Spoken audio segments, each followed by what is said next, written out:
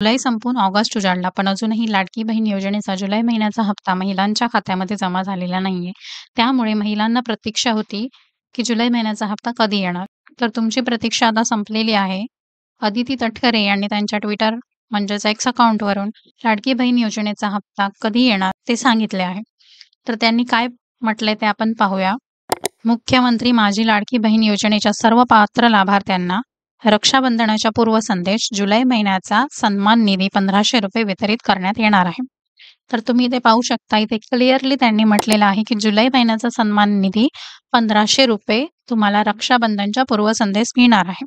म्हणजेच 9 ऑगस्टला रक्षाबंधन आहे. 9 ऑगस्टच्या संध्याकाळपूर्वी तुमच्या अकाउंटमध्ये पैसे यायला सुरुवात होईल. म्हणजेच 6-7 ऑगस्टपासून तुमच्या अकाउंटमध्ये पैसे यायला सुरू होतील.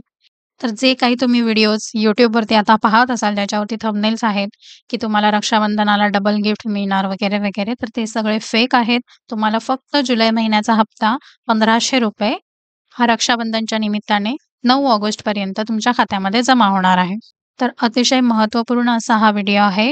हा इतर महिलांसोबत सुद्धा शेअर करा, जेणेकरून त्यांना खरी माहिती कळेल. तुमच्या अकाउंटमध्ये जेव्हा जुलै महिन्याचा हप्ता जमा होईल, तेव्हा कमेंट करून नक्की सांगा आणि चॅनलला सबस्क्राईब करायला विसरू नका. Thank you.